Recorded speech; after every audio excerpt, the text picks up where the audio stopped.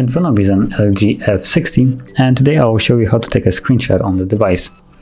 So there is one way to do it, and it is to hold power key and volume down together. So let's do that. You'll see this little flash and a tiny little image appear.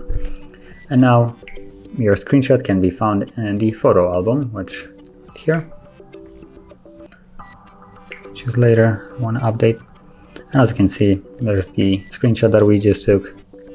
From here you can edit it, you can remove it. So yeah, that's basically how you take a screenshot.